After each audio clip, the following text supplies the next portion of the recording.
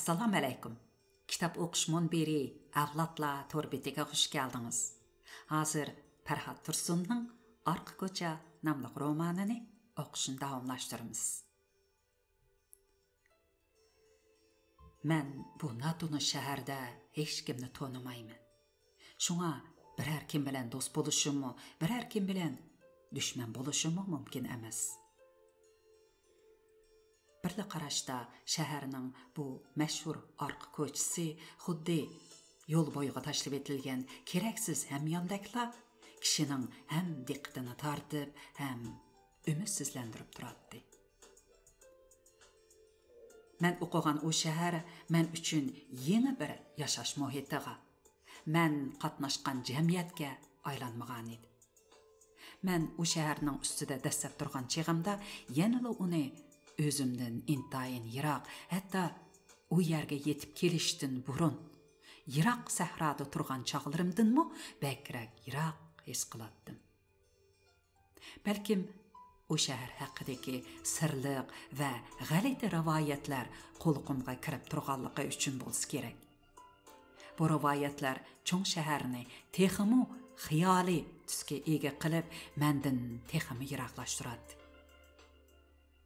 Biz u yerga borgandan keyin o shahar haqida his qilganlarimiz bizning u yerdan necha ming kilometr yiroqlikda turgan chog'diki, tomlarda ko'radigan, tashviqot doskalarida ko'radigan, faqat bir necha siziq bilanla ifodalangan belgi xarakterlik qurilishlarning rasmlariga qarab his qilganlarimizdan ozayib ketgan edi.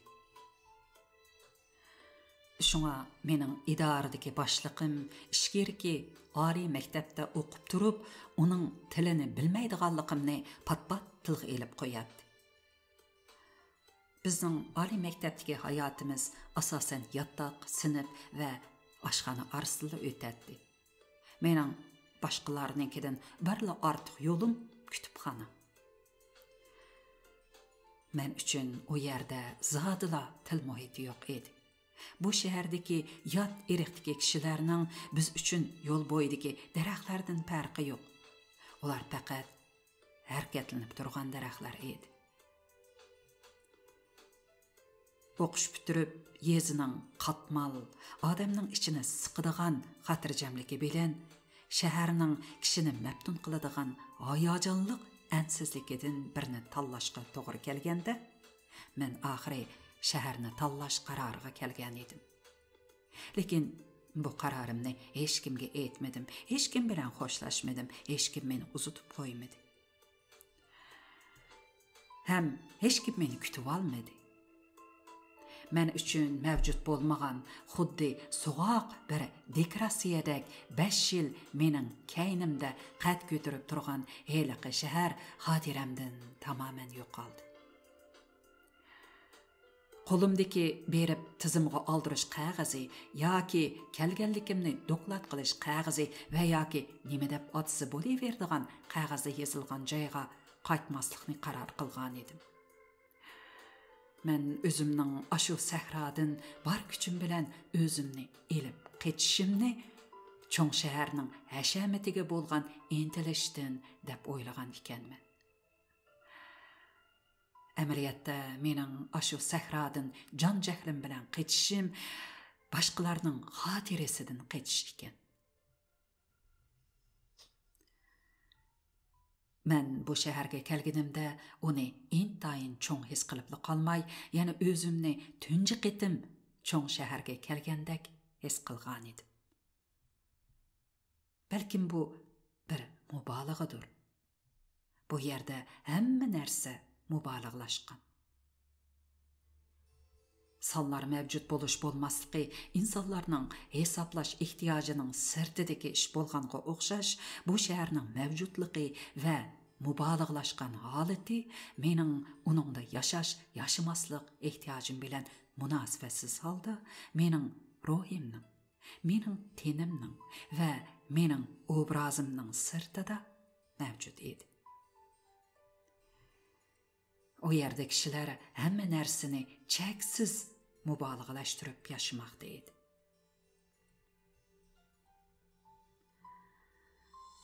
Tuman xuddi dengizdek küvəcəşkə başıldı. Adamның tenidagi qonni dengizning cheksizligi bilan selishtirsa bakmi az, lekin kishilarning ingida qon dengizi haqidagi tasavvur mavjud. Amaliyotda bütün dünyadagi odamlarni bir yerga elib kelib bo'g'izlasimi, oningdan dengiz shakllanmaydi. Bir odamdan anjiq bo'lganda 2-3 kilo qon chiqadi. Shundaqdimi kishilarning qonni dengizdek urkashlab oqqan holda tasavvur qilishga tirishishi kishilarning o'z qonini va boshqalarning qonini eqitishga odatdan tashqari xushlar bo'lib ketgan mengisi qonning ishtiyoqida kontrolligini yo'qotganligining ifodasi bo'lishi mumkin.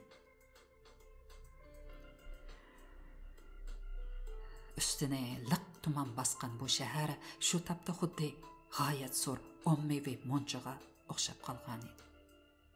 Odamlar qip-yalang'och. Ulardagi rahimsizlik, gumonxo'rlik va hamma odamga dushmanlik bilan qarashni qilin tuman qalchimi yoshira olmagan edi. Monchadagi kishilarning chiroyida ifodalangani yalang'ochlik paydo qilgan shahvat bo'lmasdan, balki odam o'ldirish havasi edi. Ular boshqalarning yalang'och tenini ko'rganda, ashu oppoq lig'irlab turgan tallarga faqat o'q yoki pichoq teshib kirgandagi holatni ko'rib, hozirlanishni ham xiyol qilishadi. Qonning etilib chiqib, xuddi qizil bayroqdek yeyilishini ko'rish ularga jinsiy lazzatdan xilali darajada kuchli bo'lgan lazzat beralaydi. Shunga monchadagi kishilarning chiroyi ifodasiz bo'lib, ular tamoman odamni o'ldirsa eng payzi bo'ladiganligi haqidagi xiyolga g'arq bo'lib ketgashga, ondan boshqa ularning mengisida sirtqa ifodalab chiqargudek hech narsa qolmagan. Ba'zilar monchaga kichik bolalarni elib kiradi. Balalarni o'zlariga qilib yetishtirgisi keladi. Lekin balalar bo'lsa boshqa narsaga qiziqmasdan cho'nglarning jinsiy a'zosiga hayronlik va qiziqsinish bilan o'g'irliqcha qarash bilan bo'lib ketadi. Shuning bilan balalar boldir yetilib qoladi. Manga bu shaharga kelgicha yo'lda safardosh bo'lgan biraylan yo'lda kelgucha cho'ng shaharda hatto birovning erlarning o'pchi monchisiga 7-8 yoshlardagi bir qizni elib kirib yuyundirganligini ko'rganligini so'zlab bergan edi. Monchada onunga bir to'nishi bunda qilishning toza durust emasligini aytsimi, u qizining texi kichik ekanligini, hech nimani tushunmaydiganligini aytib, o'zining uni qip-yalang'och netjuzligan erlarning orasiga elib kirishini axlabdi. Amaliyotda u jinsiyatga oid ishlarni tushunmaganligi uchunla uni elib kirishga bo'lmaydi. U tushungan bo'lsa faqat nomus qiladi yoki boshqa tuyg'uda bo'libla o'tib ketishi mumkin. Lekin u tushunmasa, ko'z oldidagi bu reallikni burmulab qo'pol qilib oladi-da, uningda jins to'g'risida burmulangan tushuncha yetilib qoladi. Bu uningda keyin normalsizlikni keltirib chiqaradi. Buni anglab, ashu chaqda menda cho'ng shaharga bo'lgan qo'rqinch tuyg'usi g'uva paydo bo'lib o'tib ketgan edi. Shu tapda shaharning mushu tar ko'chisida ketib etib, kishilarda nemishqa shaharga bo'lgan talvilarcha o'shmanlikning paydo bo'ladiganligini tushungandek bo'ldi. Tarixda sonsiz qitim shaharlarni vayron qilish bo'lgan. Eng hashamatlik shaharlar vayron qilingan. Shaharga bo'lgan dushmanlikning tarixi nihoyatda uzun. Eng yaqinqi davrlardami uning intayin klassik o'lgilari bor. Masalan, shaharni odamlarning ma'naviyatini buzib etdi deb qaragan Sharqiy Janubiy Osiyodagi bir davlatning rahbari Borbot barliq shahar puhralarini yezg'a majburiy haydagan. Bu yerlardami bir mahal shaharda buzilib ketishidan ansiragan ziyoli yoshlarning yezg'i tush do'lqini ko'tarilgan. Шәһәрне вайран qilish һәргизме вайран qilguvchilarning шәһәрне яқтырмайдыганлыгын bildirmaydi. Бәлки, шәһәргә булган muhabbetining бәкме чекидән эшип, чидыгысыз halga kelib qolganligini ko'rsatdi. Шәһәрнең хәшәмәте ularning nervesini qo'danishtirib, ko'zlarini qarag'ilashtirib etadi. Xuddi intayin güzel bir ayolning yerim yalang'och teniga qarab turgan odam onunğa o'zining erishishinin mumkin emasligini o'ylasa, uni o'ltirib etkisi kelgandeklar. Bayram qilish havasi amiriyatda jinsiy havasning o'zgargan shakli. Yerda tashlaqliq turgan, intayin to'm qilib o'ralgan tamaki qoldig'idan tamakini qattiq sho'rg'an ashu odamning lavlarining qoldirgan ho'lligi texi ketmagandek qiladi. Men ixtiyorsiz tamaki qoldig'ini qo'limga elib tutib baqdim. Mening tasavvurim xato bo'lib chiqdi. Tamaki qoldig'i qurib ketgan edi. Men onunğa qarab tamaki isidagi nikotinning tomirlarga qandaq tarqalishini va terining ostidagi inchika tomirchilar orqali teriga asta singib terini qandaq qilib qaramtul va meynat rangi kirgizadiganligini va odamning chiroyini intayin bechora va asabiylashgan qiyofatga kirgizib qo'yadiganligini tasavvur qildim. Dadamning chiroyi isning rangi bilan birlashib ketgan edi. Uning o'zimi oxiri bir kuni bir to'p isqa aylanibla ko'z oldimda to'zib ketadigandek qiladi. Apam uni oxiri o'pka raki bilan o'ludi deb qaraydi. Biroq u o'pka raki bilan emas, balki yuqumliq jigar kesli bilan o'lib ketdi. Tumanning rangi dastlab menga xuddi mening tasavvurimdagi zaharli gazdek qizg'uch ko'ringan edi. Bu tumanni sumirsa, odam asta zaharlanib, boshda nafsi siqilib, bara put-qo'lida jon qolmay, oxirida yiqilib qoladigandek to'yiladi. Amaliyotda tumanda odam zaharlanmaydi. Balkim bu xil tuyg'umu shahardan qo'rqish tuyg'usining yoki odatdan tashqari mubolag'alashtiriladigan muhit asrash haqidagi tashviqot paydo qilgan vahimaning bir xil o'zgargan shakli bo'lishi mumkin. Muhit asrash haqidagi tashviqotchilarning nazarida dunyodagi barliq o'zgarish, odamning o'lishidan boshqa narsaning hammasi dunyoga ofat elib keladi. Men nemishqa tumanning qizg'ushligidan bir xil zaharlik xususiyatni his qilganligim to'g'risida xiyol qildim. Men bunda qizg'uch holatdagi gaz jismni nada ko'rgan? Balkim kichik chog'larimda ko'mir qalaydigan mashtin tuyuqsiz isyonganda ko'rgandimi? Balkim sahnada bir ayol naqsh aytib chiqqanda uning atrofiga shundoq tuman qo'yib berilganda ko'rgandimi? Мәштен chiqqan gazning odamni o'ltirdiganligi rost, lekin satang bir ayolni o'rab turgan tumanning odam o'ldirishi notayin.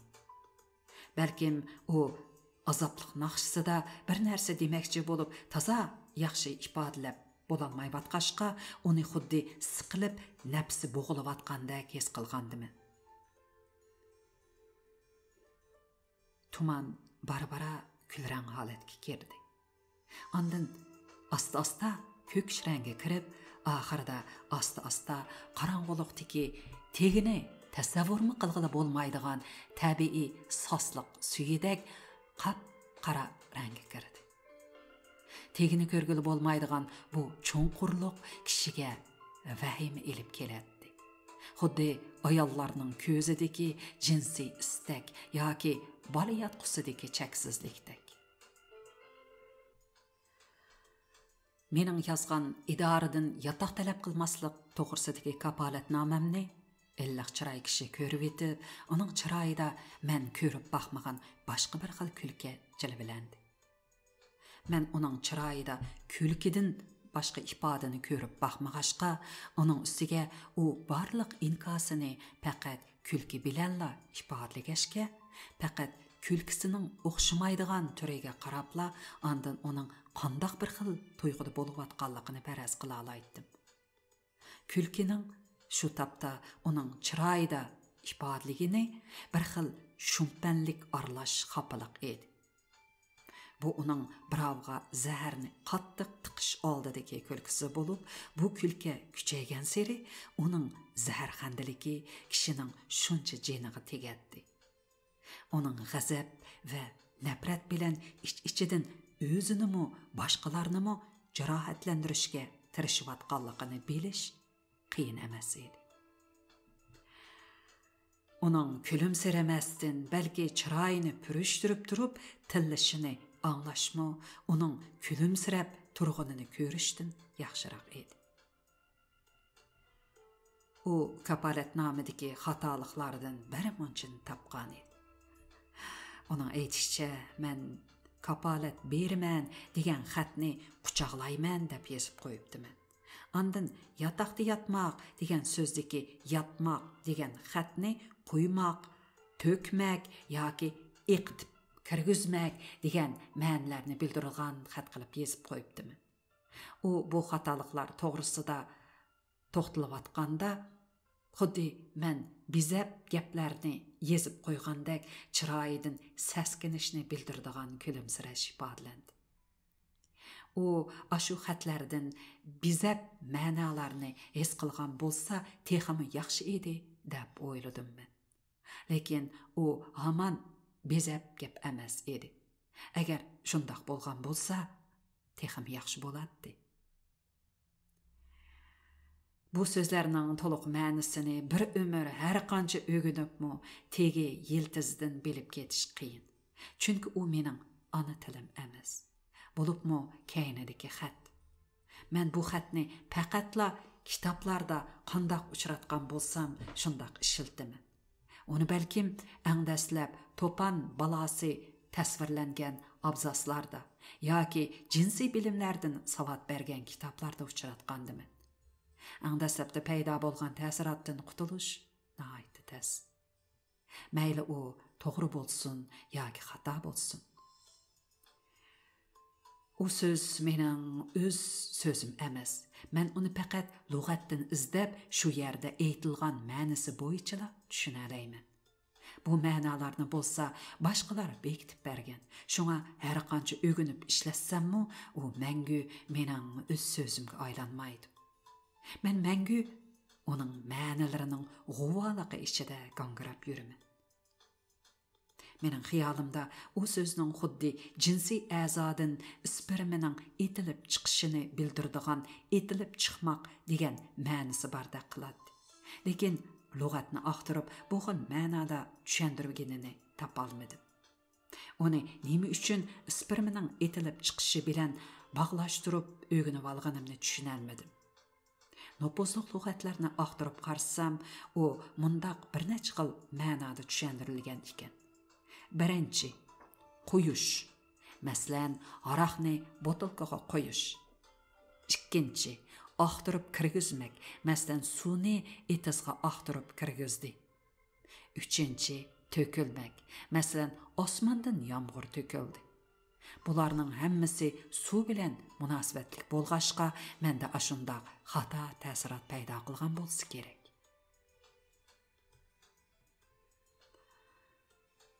İdare başlığı meni uy talab qilmaslik haqida kapolatnomani qayta yezishga qista berdi. Men qayta yozdim.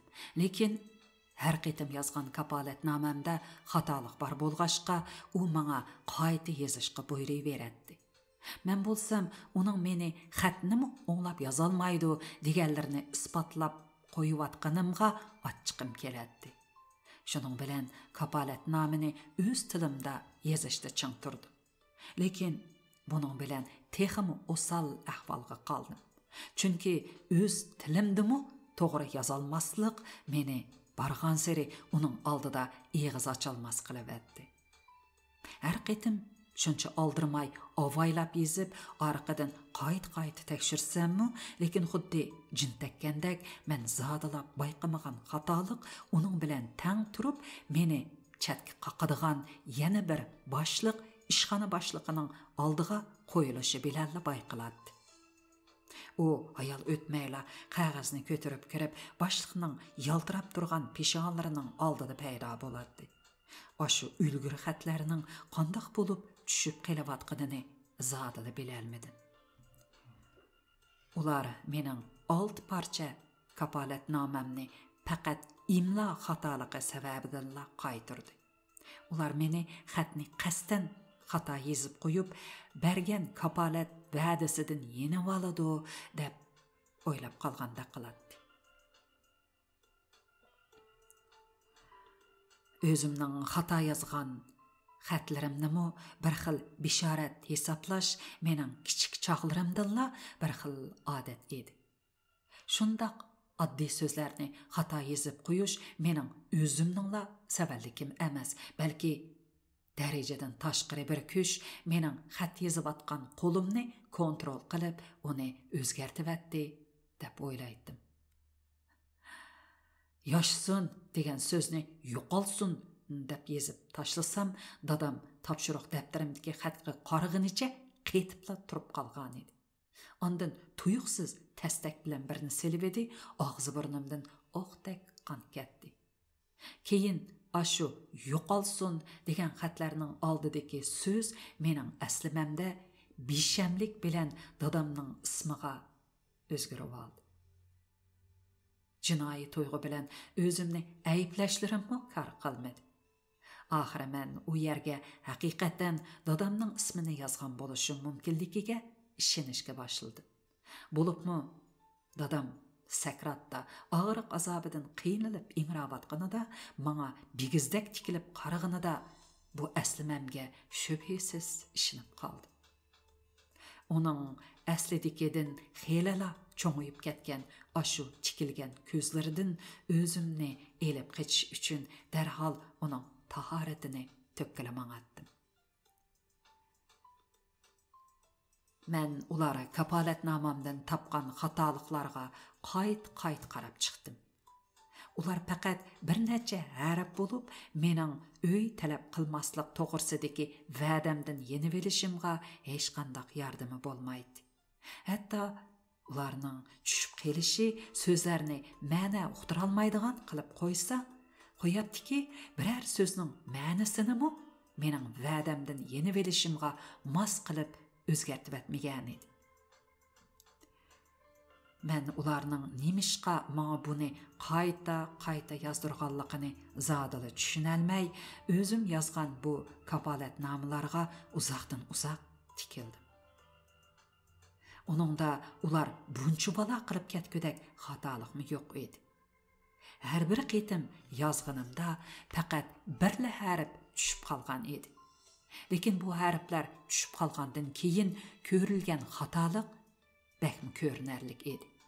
Bu ularning Uyg'ur tilida nadimi bundaq gap bor deb o'lik kulkilari bilan bir hoza hejiyib masxirlik qarashlarga yetadi.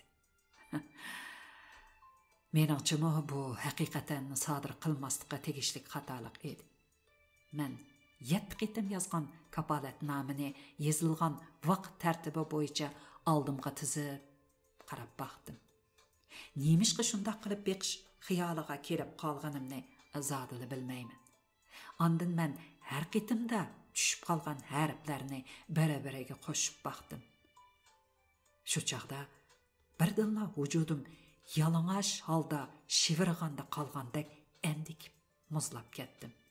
Chunki u harflarni qo'shsam shakllangani dal dadamning ismi edi.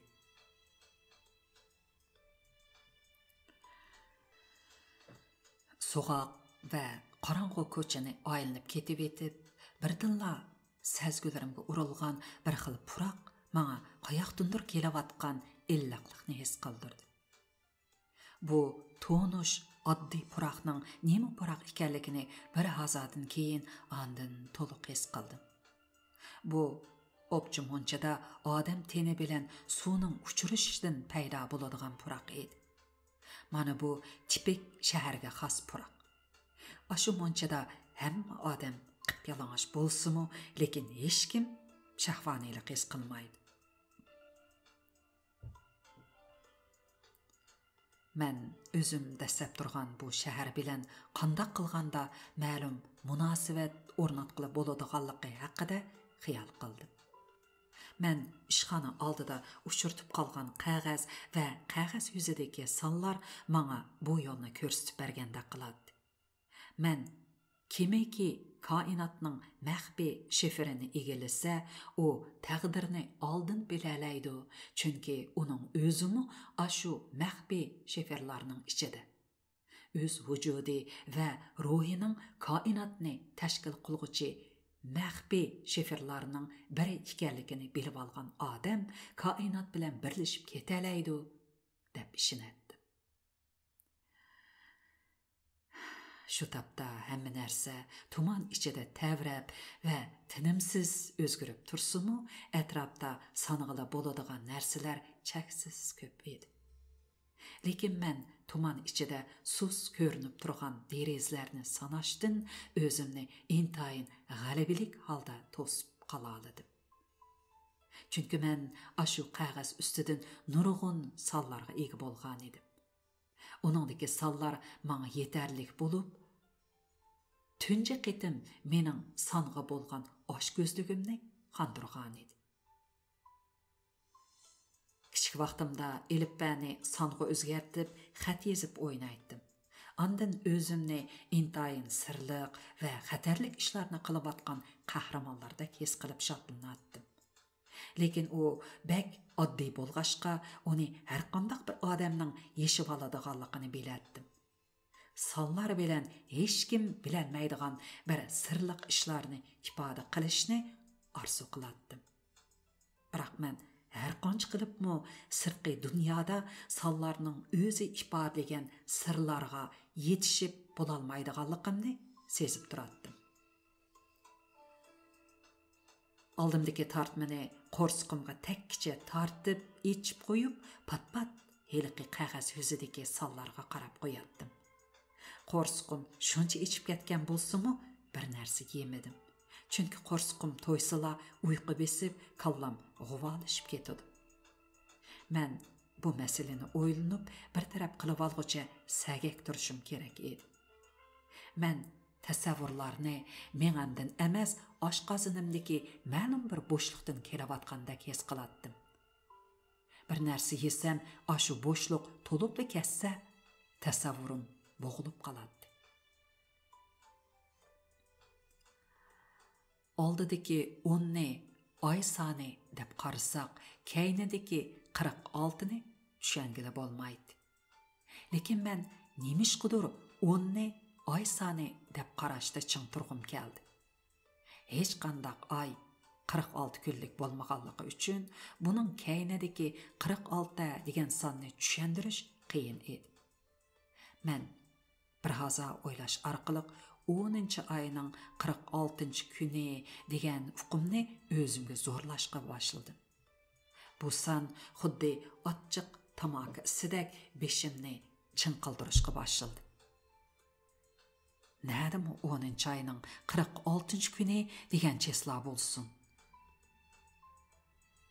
Men o'zimning uni bir chesla deb faraz qilganligim uchun bir haza o'zimni masxara qildim.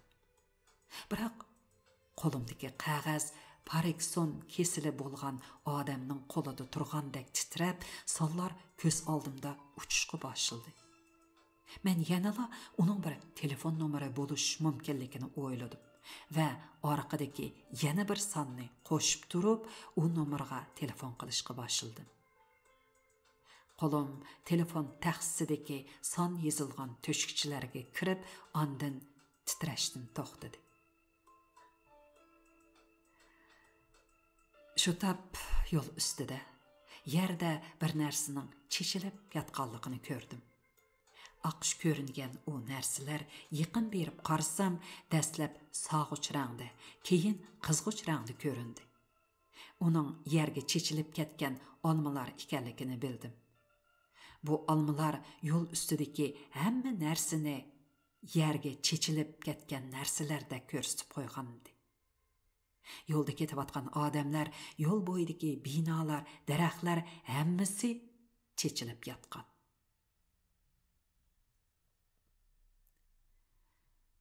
Shaharni sirliq tusga kirgizib, uning hashamatini oshirib turgan muhim bir narsa shahar haqidagi sirliq rivoyatlar. Bu yerda doim yuz berib turadigan, bosh oxiri yo'q, sababi yo'q qotilliklar va zo'ravonliklar edi. Men bara-bara shahar ko'chalarida tuyuqsiz ko'tariladigan so'ran cho'qqan, har qanday bir yerda yuz berishi mumkin bo'lgan sababsiz jismoniy hujumlarni tushunishga boshladim. Chunki bir mezgillik sargardonlik, faqat tenimla patqodak, cho'ng kichikligi o'lganda yotadigan qabrchilikli bo'lsa-mu, bir panoh joyni topolmaslik. Binolardagi cho'ng-cho'ng uylarda o'ltirgan, mashinlarni ushqandek haydab ko'chalarda kezib yurgan, restoranlarda tamoqlarni dövlab yavatgan odamlarga menda o'shmanlik paydo qilmoqda edi. Men dunyodagi eng yuvosh bir odam turib, hashamatlik binolarni kukum talqon qilib etgim keladi. Boshqalar qarab turarmi? Boshqalarda bu xil o'shmanlik harakatga aylanadi. Shuning bilan ular umidsizlik va asabiylik ichida qotillik qiladi, zo'ravonlik qiladi. Ko'chalarda uchraganlar odamga pichoq tiqish ulardagi shaharga bo'lgan o'shmanlikdan bo'lib, ularning pichoq tiqqani ma'lum konkret odam emas, balki mushu erishalmaslik sababidan muhabbatni o'shmanlikka aylantirib etgan shahar. Ba'zilarda bo'lsa, bu o'shmanlik faqatla qo'rqinchga aylanadi. Ular shahardagi hamma narsadan qo'rqadi. Hatto o'zi bu shaharning bir qismiga aylanib bo'lgandan keyin o'zidan qo'rqadi.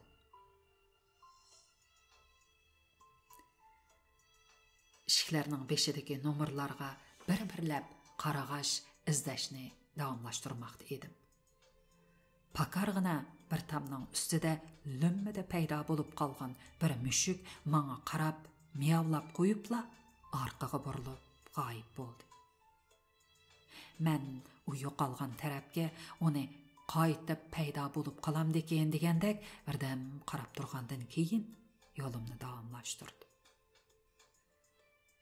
Mushuk g'oyib bo'lgan joyning ostidagi deraza nihoyat o'lchamsiz bo'lib, u biror omborning derazasimi, biror tozaliq uyi yoki xolaning derazasimi belgilab bo'lmaydi.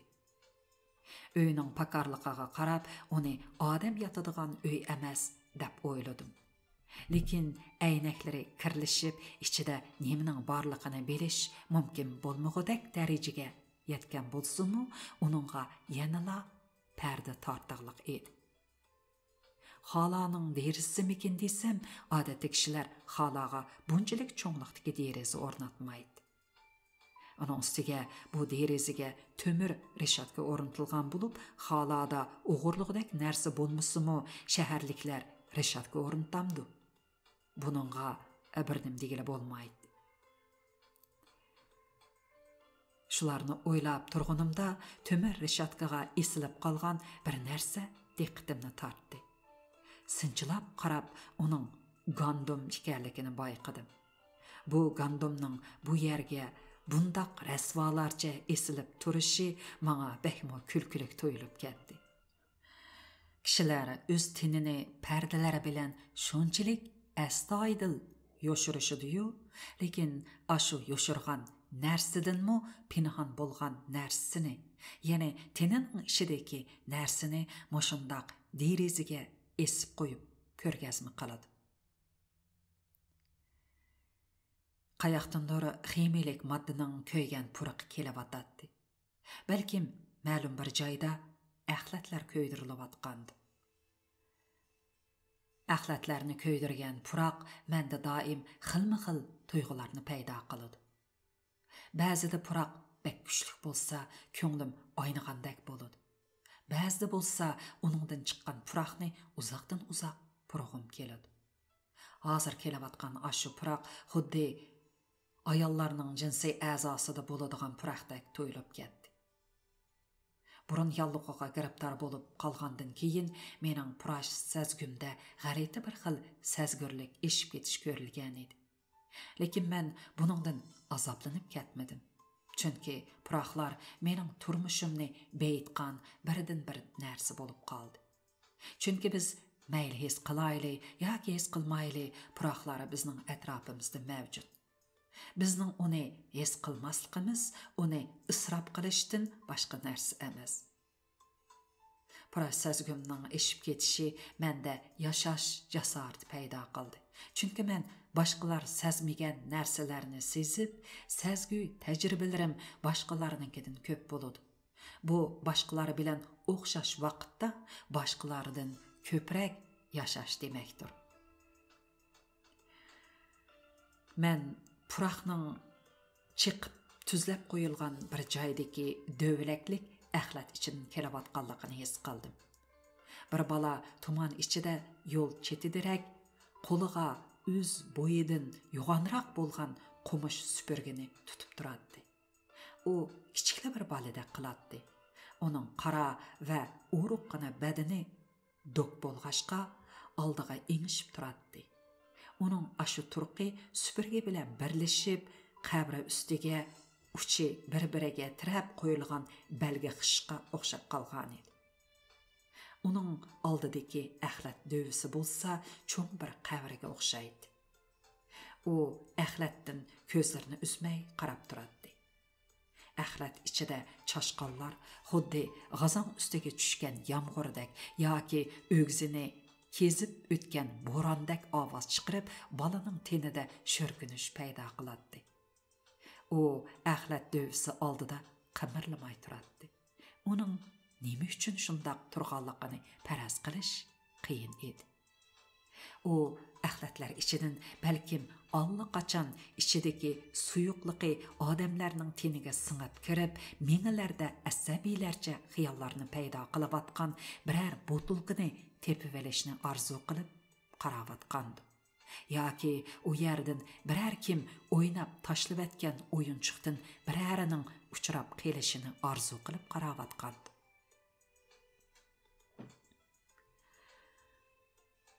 Suv pompasi bar bir joyda bir ayol pompani kuchab bosqinicha chelakka suv to'ldirmoqda edi. Uning ko'zlari chelakka sharqirab qo'yilayotgan suvda edi. Lekin u mening yaqinlab kelayotganligimni ko'ribla olman-talman suv usushni to'xtatibla chelakni ko'tarib mengib ketdi. Suv pompasining atrofi doim suv to'kilib turg'ashqa siliqlashib ketgan bo'lib, u mang'icha bir necha qitim orqa-orqadan daldugunib yiqilib tushgili tas qoldi. Har biri daldanglasa, chelak choy qilib suv yerga to'kiladi. Uning chelakidagi suv xelala oz qolgandek qiladi. U nihoyatda tez mang'inicha bir tornoqqa kirib ko'zdan g'oyib bo'ldi. Uning bundoq tezlikda mengishi mendami ozroq qo'rqinch paydo qildi. U xuddi biror kimlarni boshlab chiqib, helali yoqamga esildigandek, meni o'ziga bosqinchilik qildi deyishdan yonmaydigandek qiladi. Bularni o'ylab, bu ko'chadan darhol chiqib ketgim keldi, lekin men yotadigan uy topmasam bo'lmaydi. Ko'chada qilish texmi qo'rqinchli edi. Shunga yanala qo'rqinchimni besib olib, izdishimni davomlashtirishga majbur bo'ldim.